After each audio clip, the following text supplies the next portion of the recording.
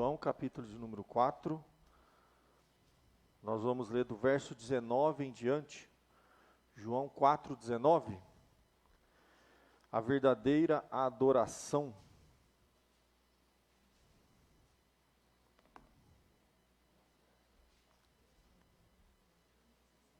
Diz assim a palavra de Deus.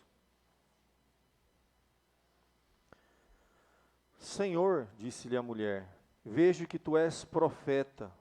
Nossos pais adoravam neste monte. Vós, entretanto, dizeis que em Jerusalém é o lugar onde se deve adorar.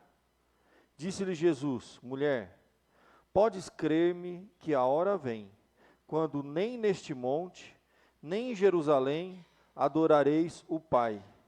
Vós adorais o que não conheceis.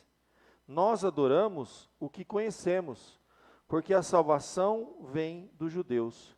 Mas vem a hora, e já chegou, que os verdadeiros adoradores adorarão o Pai em espírito e em verdade, porque são estes que o Pai procura para seus adoradores. Deus é espírito, e importa que os seus adoradores o adorem em espírito e em verdade. Eu sei, respondeu a mulher, que há de vir o Messias, chamado Cristo. Quando ele vier, nos anunciará todas as coisas. Disse-lhe Jesus, eu sou, eu que falo contigo. Até aqui, meus irmãos, nós vamos orar pedindo a bênção e a direção de Deus. Senhor, nós te louvamos pela tua palavra, pelo nosso culto de louvor e adoração. Pedimos, ó Pai, a tua bênção, a tua direção para esse tempo precioso, Senhor, de conhecimento, de crescimento na tua palavra, Senhor.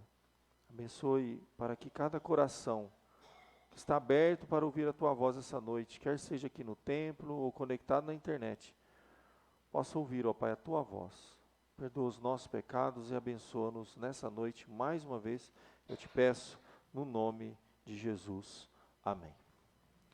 Gente, nós estamos no momento, um dos momentos mais importantes para a história da adoração.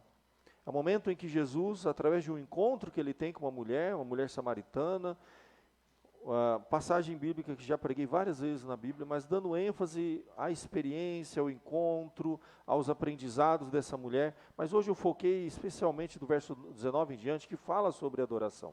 Nós conhecemos muito bem essa passagem, sabemos que aquele momento que Jesus está ali no poço aguardando os discípulos, ele tem um encontro com essa mulher, uma mulher samaritana, uma mulher que já havia tido muitos relacionamentos, já tinha tido vários maridos, e ali ela vivia com um homem que não era seu marido. Jesus vai no ponto, Jesus trabalha na vida daquela mulher, tem lições preciosas do relacionamento de Jesus com aquela mulher naquele breve encontro. Só que aquele encontro, na verdade, se torna pano de fundo por uma experiência extraordinária, em que Jesus vai trazer aqui uma mudança na história da adoração.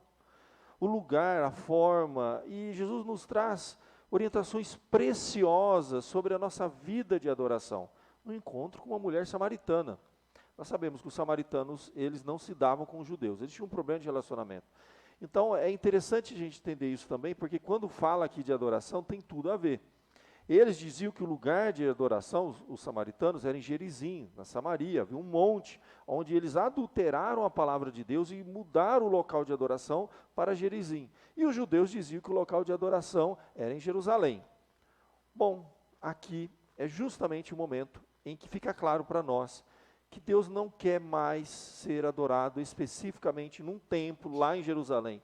É por isso que nós cristãos que compreendemos a Bíblia, nós não cremos que Israel é uma terra santa mais. Nós acreditamos que ela cumpriu um propósito de Deus e agora não há mais necessidade, como muitos fazem hoje, de ir lá para ser batizado no Rio Jordão, para adorar a Deus naquele local, como se fosse um local especial, como se Deus fosse mais adorado lá do que aqui. Nós cremos que esse é o momento onde há quebra desse processo, dessa aliança, da antiga para a nova aliança, e da antiga forma de adoração, que era restrita a um local. Agora Deus é adorado, não mais num local, mas ele procura adoradores que o adorem em espírito e em verdade. Eu creio sim que historicamente tem muita coisa para aprender. Meu sonho é um dia, quem sabe, acabar essa guerra, né? Visitar aquele local, os locais onde as passagens bíblicas foram registradas. Um lugar maravilhoso, mas não há nada de santo. Não adianta eu pegar um pouquinho daquela água e trazer para cá para ser abençoado, um pouquinho daquela terra, e nem Deus vai ser mais adorado lá. Não, o texto é muito claro. Jesus está quebrando essa barreira. Jesus está dizendo aqui, naquele encontro daquela mulher, esclarecendo, trazendo orientação. E ele diz, mulher, pode crer-me que vem a hora. E ele ainda diz mais, quando nem neste monte, nem em Jerusalém adorareis o Pai. Vós adorais o que não conheceis, porque de fato o que havia falta de conhecimento bíblico por parte dos samaritanos. Porque se você for ver, a Bíblia dos samaritanos era uma Bíblia que faltava muito. Eles só tinham 5 livros da Bíblia, primeiros livros da Bíblia, e adulterado. Eles rejeitavam todo o restante da Bíblia, eles rejeitavam os profetas. Na verdade, nós estamos falando assim de todo o Antigo Testamento já havia sido escrito. Tinha muito conhecimento que estava sendo rejeitado pelos samaritanos. Por isso que Jesus diz, vós adorais o que não conheceis. Não dá para adorar a Deus sem conhecer a sua palavra. Precisamos conhecer quem nós estamos adorando. Existe um aspecto racional, sim, de compreensão das Escrituras, de saber quem esse Deus é, conhecer os seus atributos, para que a nossa adoração seja efetiva. Para que a nossa adoração produza em nós algo extraordinário que a adoração produz, que eu vou falar já para vocês.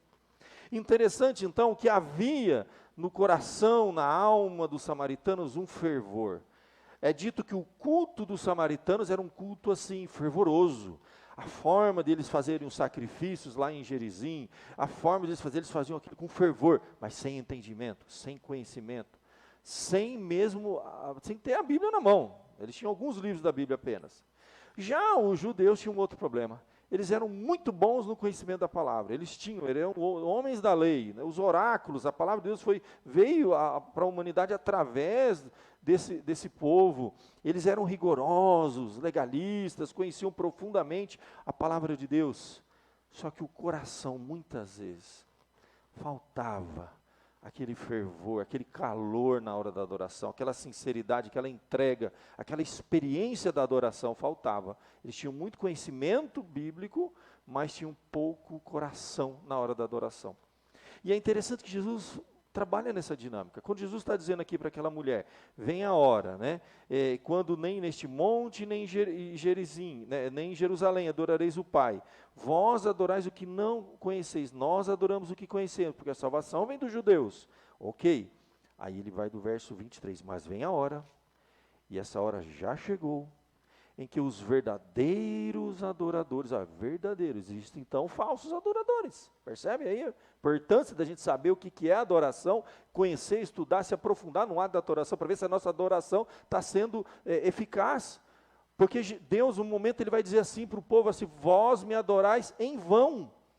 É possível uma adoração ser em vão, ela não cumpre o propósito, nós vamos ver isso. Então já chegou que os verdadeiros adoradores, uma verdadeira adoração, uma adoração que Deus aceita, uma adoração que produz algo em nós, adorarão o Pai em espírito e em verdade. Por quê? Em espírito e em verdade. Porque são a estes que o Pai procura para seus adoradores. Num estudo mais profundo aqui, na língua original, a gente vai descobrir que adorar a Deus em espírito e em verdade é mais ou menos assim, ó. Eles eram muito fervorosos, faziam aquilo com todo o coração, toda a alma, em espírito, vamos falar assim. Isso era o samaritano, mas não tinha entendimento, não tinham a verdade, não tinham conhecimento. O judeu tinha muito conhecimento, mas não tinha um fervor. O que Jesus está querendo dizer? Que não é nem judeu nem samaritano. Bom seria pegar os dois, bater no liquidificador, aí daria um verdadeiro adorador. Adorar a Deus em espírito e em verdade é a ideia de adorar a Deus com conhecimento da palavra. E ele está discutindo isso com a mulher. Vós adorais quem não conheceis. Conhecer quem nós estamos adorando, mas adorar de todo o coração, de toda a alma, com devoção. Porque é a estes que Deus procura. Deus é espírito, importa que seus adoradores o adorem em espírito e em verdade. Então aqui, meus irmãos, o que é realmente esse processo de adoração? A gente já sabe então que não é o lugar, Jerusalém, Gerizim. A Bíblia diz que quando tiverem 2 ou 3 reunidos em meu nome, eu estarei no meio deles. Você pode estar adorando a Deus dentro da sua casa, você pode estar adorando a Deus aqui no culto, você pode estar adorando a Deus em qualquer lugar.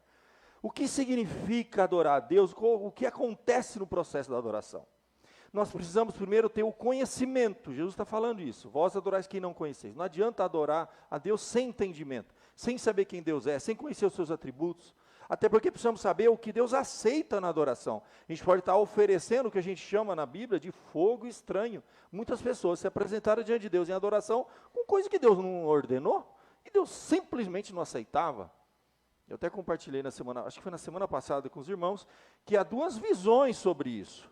Uma visão diz assim, a gente pode oferecer o que a gente quiser, exceto o que estiver claramente proibido na Bíblia. Então a adoração é assim, usa a sua criatividade, apresenta o que você quiser para Deus. Faz o que você quiser, inventa a música que você quiser, a letra que você quiser, só não algo que contrarie, ou seja, claramente proibido na Bíblia. Mas há um outro grupo, que é o nosso, que crê o seguinte: na adoração, no ato de adorar, no culto, no louvor, na adoração, quer seja na música, quer seja no processo de adoração, a gente só apresenta para Deus o que Ele claramente ordena na sua palavra. A gente não apresenta algo que Ele não ordenou na sua palavra. São 2 formas diferentes de adorar. E a cristandade, os evangelhos, todos que adoram a Deus, ou estão num grupo ou estão no outro. Por isso que a adoração é uma coisa muito séria. E a adoração pode ser em vão. Vós me adorais em vão. A palavra de Deus fala que há pessoas que podem estar adorando a Deus em vão. Primeiro, a gente pode vir no culto para oferecer algo para Deus, e Deus fala assim, eu não estou aceitando, volta, coloca do lado, vai acertar lá a sua vida. Você tem alguma coisa com o irmão? Então, se você tiver mágoa no coração, se você tiver a necessidade de um perdão no seu coração, algo para tratar, trata disso primeiro. A Bíblia diz que para a gente adorar, a gente tem que estar conectado com Deus. Ele precisa ouvir a nossa oração, Ele precisa ouvir o nosso louvor, Ele precisa nos aceitar, a gente precisa estar em comunhão com Ele. Quando a gente vem no culto, o que a gente faz? A gente tem que confessar os nossos pecados. Sonda, ó Deus, o meu coração, vê se há em mim algum caminho mau e guia-me pelo caminho eterno. É a oração do salmista. A gente precisa ouvir o que a Bíblia diz, a mão de Deus não está encolhida, o ouvido de Deus não está fechado, para não ouvir a sua oração, mas os vossos pecados fazem divisão entre vós e vosso Deus. Ou seja, não dá para adorar a Deus se eu tiver algo que está barrando. Eu venho para a casa de Deus e falo, Senhor, sonda o meu coração. Tem alguma coisa errada na minha vida que está atrapalhando a minha comunhão com o Senhor, porque a minha adoração vai ser em vão. Não vai chegar, não vai passar desse teto. A minha oração não sobe, meu louvor não sobe, nada que eu fizer sobe. Então percebe que a gente pode adorar a Deus em vão. Então existe a verdadeira adoração, aquela que é eficaz, aquela que cumpre o propósito, onde Deus é glorificado. A Bíblia diz, guarde o teu pé quando entrares na casa do Senhor teu Deus. É sempre essa preocupação. A gente vem aqui fazer o quê? A gente se preocupa, a gente vem, a gente toma um banho, faz a barba, arruma o cabelo, põe uma roupinha bonitinha, passa um perfume. Isso para os homens verem. E Deus está preocupado com isso? Deus fala, não gostei desse perfume não, viu? Boticário, não, vai lá, compra um perfume importado. Esse aí não serve. Deus não está preocupado com o perfume, não está preocupado com a minha roupa, Deus não está preocupado com nada disso. A Bíblia diz que Deus olha, Deus não é como o homem vê o exterior, Deus vê o coração. Eu entro para adorar a Deus, Deus vai lá no meu coração. Quero ver como está o teu coração na hora da adoração. O que você está oferecendo para mim? É como aroma agradável diante de Deus? E aí, meu querido, que vem um negócio interessante. A gente não se apresenta em adoração a Deus só quando está tudo bom, certo, legal. Não, a gente vem como a gente está. Você está preocupado? Traga a sua preocupação. Adore a Deus e coloque a sua preocupação diante de Deus. Você está triste? Traga a sua tristeza e louve a Deus com a sua tristeza. Você está alegre? Louve a Deus com a sua alegria. Todo momento é momento de louvor. É por isso que a gente vê, por exemplo, Paulo e os discípulos presos, foram lá chicoteados, sofrendo, estão louvando a Deus.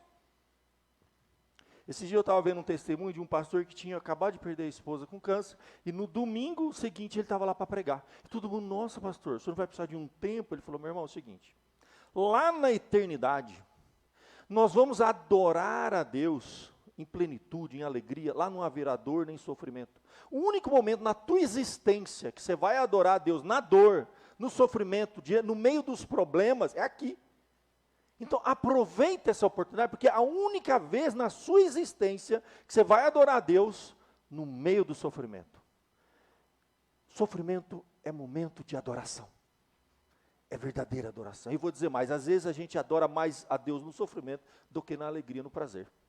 Que às vezes, não necessariamente. Então, a adoração é uma coisa extraordinária.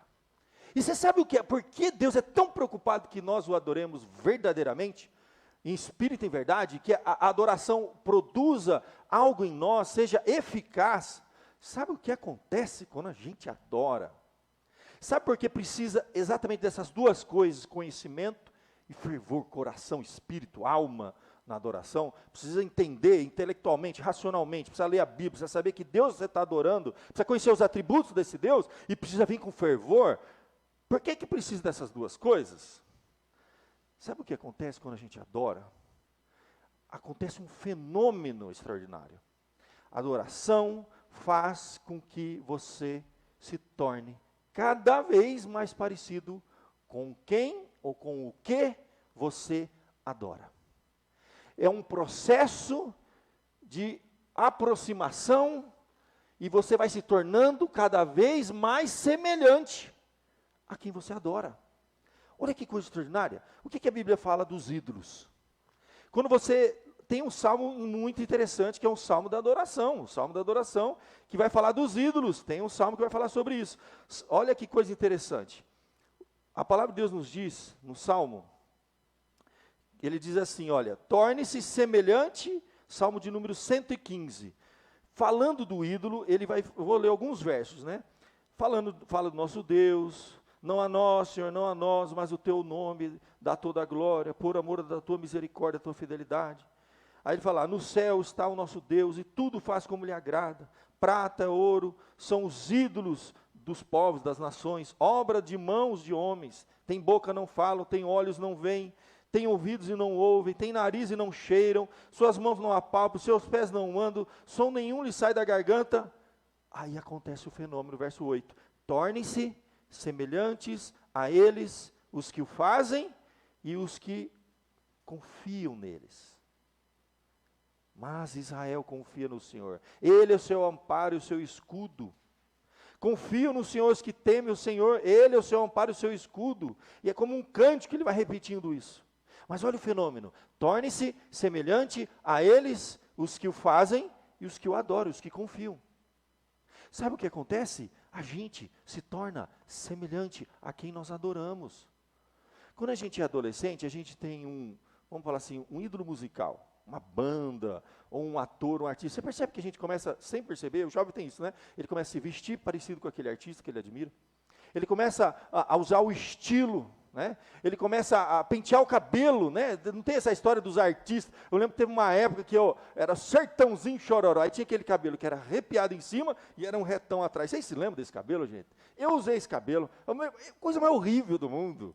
Quem tem foto dos anos 80, 90, com aquele cabelo de sertãozinho chororó, que era arrepiado em cima, e aquela coisa feia atrás, meu Deus, parecia o cabelo do Playmobil. Sabe o cabelo do Playmobil que encaixava assim? Era moda. Sertaneja, quem não usou aquele cabelo do Playmobil, gente? Ele era arrepiado em cima e tinha um rabinho atrás assim, sabe? Um quadradinho atrás assim. Meu Deus, é a moda que se lança. Né? Aí a gente usa roupa, a gente começa a ficar parecido quem nós admiramos. A gente se veste parecido com quem nós admiramos. É assim que funciona, é um fenômeno. Por isso que a gente diz assim que os filhos vão se tornando cada vez mais parecidos com os pais. Tudo que você vê nos seus pais, que você ama e odeia, fica tranquilo, que mais cedo ou mais tarde você vai descobrir que você é igualzinho. Não tem como, é uma coisa horrível. A gente começa a assimilar aquele processo. Por isso que é o exemplo, é o convívio. Né? A admiração que a gente vai ficando igual. Mais do que muito discurso, pode gritar, pode mandar, meu irmão, ele vai fazer igual aos pais. No fim a gente fica igualzinho. Com as mesmas manias, mesmo jeito, o jeito de comer, de sentar, de vestir, de lavar o rosto, de escovar o dente, os filhos imitam. É o convívio, é a admiração, é aquele a quem nós devotamos a nossa vida, os nossos pais durante uma fase da nossa vida, os artistas, os ídolos da nossa geração. A juventude vai ficando cada vez mais parecida. Só que a gente vai descobrindo que só um é digno de toda a nossa adoração. A gente admira as pessoas, a gente até imita as pessoas, mas quando a gente fala de adoração, adorarás ao Senhor teu Deus de todo o teu coração, amar a Deus de todo o coração. Só Deus que deve receber todo o nosso louvor, toda a nossa adoração. E sabe por quê? Porque a gente vai se tornar cada dia mais parecido com quem nós adoramos.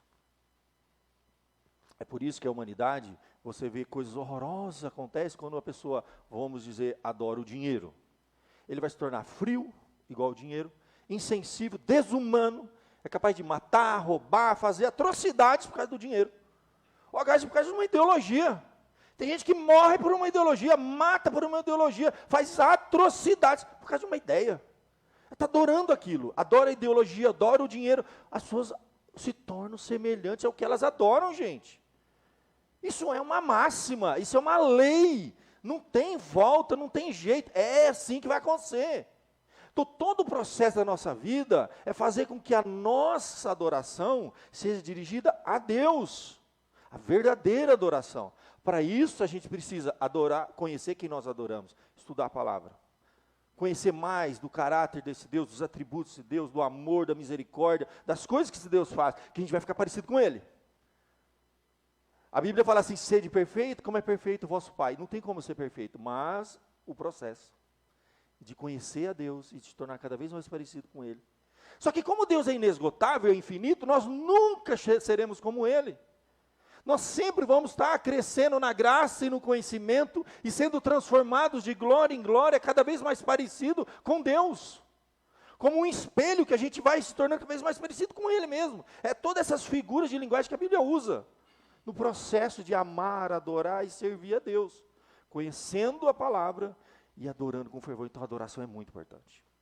Vir num culto e perder um culto, gente, a gente não tem noção que a gente está perdendo. E a gente esquece que, na verdade, não é uma opção, é dever. A Bíblia diz que a gente deve culto a Deus. É uma dívida que a gente tem. Nós somos criados para adorar a Deus. Então, a gente não tem opção. Na verdade, assim, é um dever. Assim, sabe aquela preocupação? Você tem um dever, você tem algo para cumprir, segunda-feira de manhã, você tem um trabalho, você tem que bater o cartão, você tem que dar aula, você é um professor, você é que profissional que for da sua área. Vamos ver uma coisa. Tem como você não estar lá? Tem que acontecer alguma coisa. Você vai ter que se virar. Se você não aparecer, você vai ter que arranjar um atestado, você vai ter que trazer uma justificativa. É um dever que você tem. Vamos pensar, se a gente for pensar mesmo, culto a Deus é um dever. A Bíblia diz assim que, olha, 6 dias trabalharás, mas um dia você vai deixar do seu trabalho, vai vir me adorar, é teu dever, meu irmão. Está na Bíblia. É um mandamento. Está lá, é um mandamento. A Bíblia fala que há um dia que a gente deve parar com as nossas atividades e deve adorar a Deus, cultuar a Deus. É uma dívida que a gente tem com Ele. É um dever que a gente tem. Olha que coisa séria, coisa profunda. E a gente vai se tornando cada vez mais parecido com Ele, nesse processo de adoração. Por isso que a gente tem que perguntar, quem nós estamos adorando? A nossa adoração está sendo aceita? Está sendo como um aroma agradável? Eu estou oferecendo a Deus um culto que agrada a Ele? Aquilo que eu canto, as letras do meu louvor, a forma que eu canto, o meu coração, estou em comunhão, restaurei minha comunhão com Deus, confessei meus pecados, estou aqui cumprindo o meu dever, em comunhão com Deus, adorando, e precisa ter fervor. Eu estou aqui, minha cabeça está longe, meu coração está frio. Deus não. Teve momentos na história que quando o povo na antiga aliança ia adorar a Deus, teve um momento que Deus falou assim, cansado da tua adoração. A Bíblia chega a dizer, dá a entender que Deus estava assim enfadado. Porque há momentos que a Bíblia fala assim, vocês me honram com os lábios, mas o vosso coração está longe de mim. Está lá na Bíblia. Deus, ele quer, ele procura. Essa é a ideia. Ele anseia por ser adorado por verdadeiros adoradores, que o adorem em espírito e em verdade. Com fervor, com coração. E vai acontecer algo extraordinário. Você quer ser mais parecido com Jesus? Adora. Com conhecimento da palavra, com fervor. Por isso que a adoração é importante. o momento de você se preparar para esse encontro com Deus. Não é uma formalidade, não é bater cartão, gente. Não é para homem ver. É uma coisa muito profunda que acontece aqui. Você se torna imitador de Deus. E você vai se tornar parecido com Ele. Tem coisa que a gente não consegue mudar em nós. Que a gente não tem força para mudar em nós. Tem coisa que a gente sabe que se a gente mudar seria melhor para o nosso relacionamento familiar, seria melhor para a minha vida, seria bem. Como é que isso vai mudar? Adoração. Vai te transformar cada vez mais parecido com quem você adora. É assim que funciona, é um fenômeno que Deus fez seres adoradores. Nós somos seres adoradores, não tem jeito. O cara pode ser ateu, mas ele é um adorador. Ele não sabe. Ele está adorando alguma coisa. E ele está ficando parecido com quem ele adora, sem ele saber. Desde a infância, adolescência, juventude, idade adulta, ficou idoso, velhinho, morreu. Durante toda a nossa vida, nós estamos prestando culto, devotando a nossa vida a alguém ou alguma coisa. E se tornando parecido com ela. Pode ser ídolos, como no Salmo 115 fala, muitos povos adoram imagem, ídolos, tem boca, não fala, vai se tornando duro, insensível. Torne-se semelhante a eles, os que o fazem e os que o adoram. Ou adoramos a Deus. Se a gente for pensar, eu até comentei de manhã hoje, pela escola dominical, com os jovens, a gente falou um pouco sobre isso. Eu acho isso até muito lógico. Se nós adorarmos alguém semelhante a nós nós vamos nos tornar parecido com ele e chega uma hora que a gente empaca. A gente não cresce mais. A gente não evolui mais. A gente não se desenvolve mais. Se adorarmos qualquer outro ser criado ou qualquer outra coisa, vai chegar uma hora que tem um limite. Agora, adorar a Deus é adorar um ser infinitamente melhor, superior, maior do que nós. Então, nós vamos estar em contínua evolução. Nós vamos nos tornar seres humanos cada vez melhores, mais parecidos com Ele. Porque Deus é eterno e infinito. Então, não há limite. Então, os seres humanos, quanto mais eles adoram a Deus, mais parecido com Deus eles ficam. Só que aí vem um fenômeno interessante. Nós, no processo de adoração, e vamos nos tornando parecido com Deus, em que sentido? Aí vai acontecer um fenômeno interessante. Na medida que a gente conhece a Deus, a gente se conhece. Você vai ver na Bíblia que, por exemplo, Paulo chega um momento que na medida que a gente vai conhecendo a Deus, a gente vai descobrindo, por exemplo, quão pecadores nós somos. Quão limitados, imperfeitos. Então, isso vai nos tornando cada vez mais humildes. Porque a arrogância, ela é diametralmente oposta ao conhecimento de Deus. Quanto mais distante de Deus e menos a gente conhece a Deus, mais o homem se acha bom, superior aos outros. Então, uma religiosidade que me faz sentir melhor, superior às outras pessoas que não são religiosas, é óbvio que ela está errada. Tem alguma coisa muito errada nela. Paulo, na medida que ele foi crescendo no conhecimento do Senhor Jesus, ele foi descobrindo que ele era um pecador. Ele dizia assim, o bem que eu quero fazer eu não faço, o mal que eu não quero eu faço. Miserável homem que eu sou. Ele chegou ao ponto de quando ele foi conhecendo mais e mais e mais, ele chegou ao ponto de dizer assim, eu sou o pior, o mais pecador de todos os homens. Para ele. Porque ele conheceu tanto a Deus, e ele viu o que Deus é, a perfeição de Deus. E aí ele falou assim, nossa, eu sou muito pecador. Eu estou muito longe do que eu preciso. Então, a ignorância e o distanciamento do conhecimento de Deus vai fazendo com que o homem vai se tornando arrogante e se sentindo superior. É por isso que a Bíblia conta que 2 homens entraram no templo para adorar. Um se comparava com o outro, dizendo assim, ó, graças te dou que eu não sou como aquele outro ali, ó. Ah, não, eu não. Eu sou um religioso, ó, eu dou o dízimo. Eu oro, eu vou na igreja, eu sou melhor do que aquele ali, ó. Percebe? Que essa comparação mostra que essa pessoa não está se comparando com a pessoa certa. Quando a gente vem na igreja, a gente não se compara com o outro. Quando a gente vem na igreja, a gente olha para quem? A gente se compara com quem?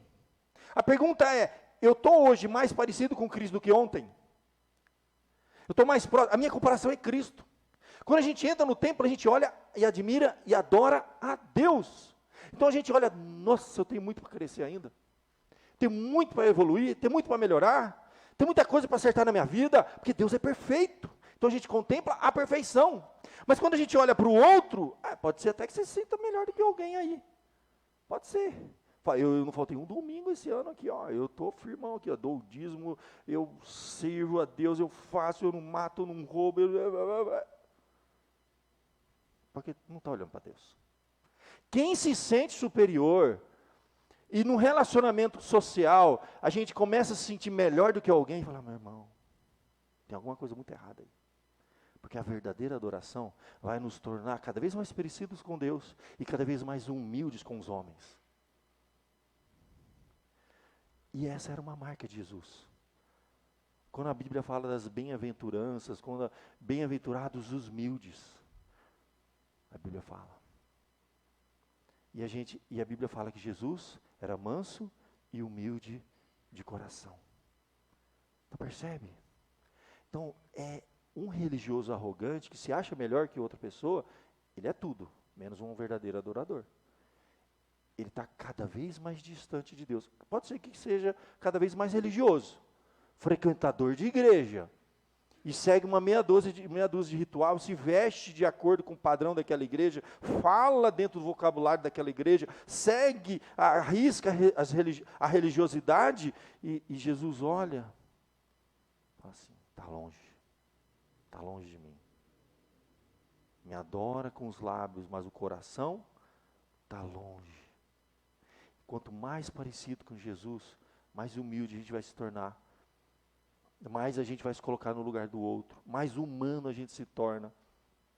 Mais a gente vai amar o próximo como a nós mesmos. Mais a gente vai estar disposto a perdoar as pessoas, que a gente vai descobrir que a gente também é pecador e precisa muito de perdão. Mais parecidos com Jesus nós vamos nos tornar, gente. Isso é maravilhoso. É imitar a Jesus, é se tornar cada dia mais parecido com Ele mesmo. A ponto de, eu me lembro de uma história maravilhosa. David Livingstone foi um missionário inglês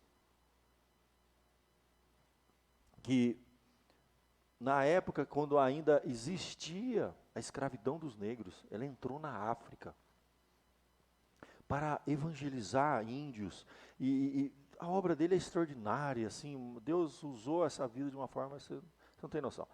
Para você ter uma ideia, era assim, o continente não tinha nem ainda mapeado os rios, os lagos, tanto que ele batizou. Muitos na África têm um nome dado por David Livingstone, ele era um missionário.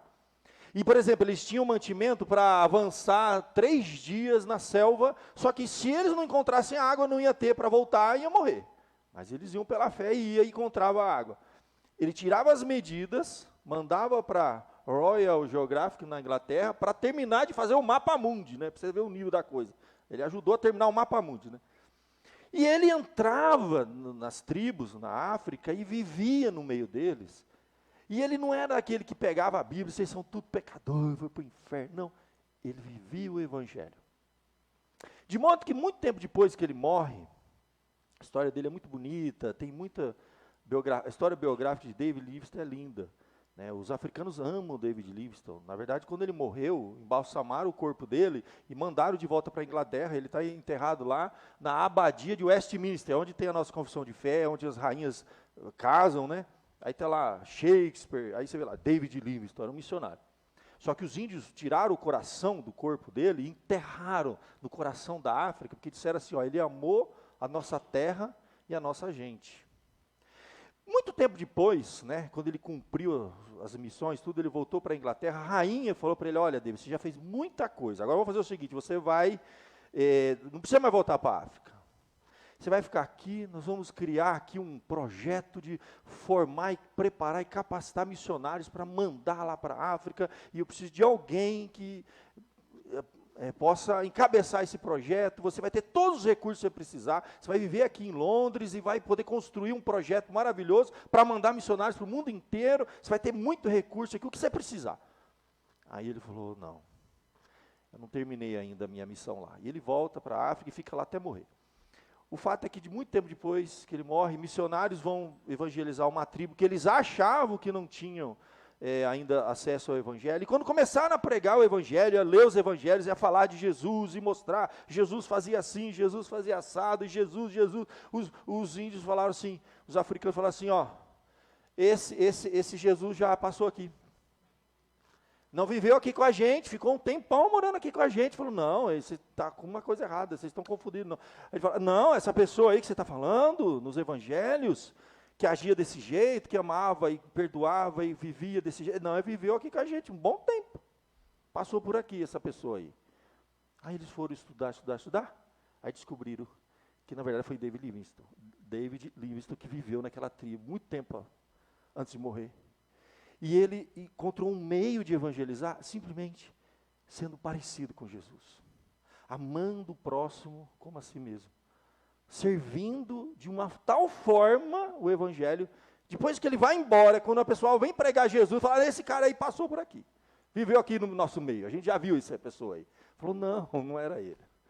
Foi um missionário que viveu o evangelho. Isso se tornar cada vez mais parecido com Jesus. A ponto de você fazer coisas, e você vai dizer assim, não sou mais eu, mas é a graça de Deus em mim, como diz Paulo. Se tornar cada vez mais parecido com quem nós adoramos. Com quem você hoje está mais parecido? Amanhã você vai estar mais parecido com Jesus do que hoje? A ideia é essa. E depois de amanhã, e depois, não tem fim, gente, é a vida toda. Deus procura adoradores que o adorem em espírito e em verdade. Feche seus olhos, fala com Deus. Fala, Senhor, como é que, olha, vamos resolver isso aqui. Nós viemos para adorar, a gente vem na igreja para quê? A gente vem para ser mais parecido com Jesus. A gente vem para oferecer o nosso culto, o nosso louvor. A gente vem para conhecer a Deus, a sua palavra, e para oferecer a Deus a nossa adoração. Isso é adorar em espírito e em verdade. Ser mais parecido com Ele. Que área da sua vida que precisa mudar? O que você precisa mudar em você? Onde você precisa crescer? Todo mundo precisa, gente. Todo mundo precisa. Fala, Senhor, eu quero ser mais parecido com Jesus nessa área. O que lá dentro da sua casa está tendo problema, você sabe que se você mudar, vai resolver. Mas você não consegue mudar. Coloca isso em adoração diante de Deus. Fala, Senhor, eu quero ser mais parecido com Jesus. Muda o meu coração. Muda a minha vida. Ele muda.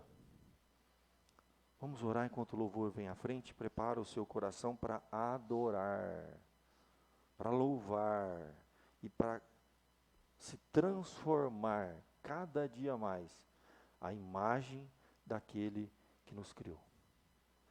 Senhor, nós te louvamos, ó Pai, porque nosso Senhor Jesus nos desafia a adorarmos em espírito e em verdade. Nos diz na tua palavra, Senhor, que o nosso Senhor procura adoradores. Adoradores que o adorem, verdadeiros adoradores, que o adorem em espírito e em verdade. Nós viemos aqui essa noite, Senhor, não para sermos vistos pelos homens. Viemos aqui primeiramente para adorar Jesus, para apresentar diante do Senhor nosso louvor, nosso culto, a nossa oração, a nossa vida, Senhor. Sonda, ó Deus, o nosso coração. Vê se há em nós algum caminho mau e guia-nos no caminho eterno. Nos transforme em cada culto, cada encontro, cada louvor, a imagem de Cristo, o caráter, o amor, a graça, possa nos moldar, Senhor, todos os dias. Possamos nos tornar semelhantes a cada dia, Senhor, àquele a quem adoramos, que é o nosso Senhor. Abençoe a nossa vida, Senhor, para que ela impacte vidas dentro da nossa casa, no nosso trabalho, na nossa sociedade, onde vivermos, Senhor. Perdoa os nossos pecados, tem misericórdia de nós e abençoa-nos, ó Pai. Eu te peço essa noite, em nome de Jesus. Amém.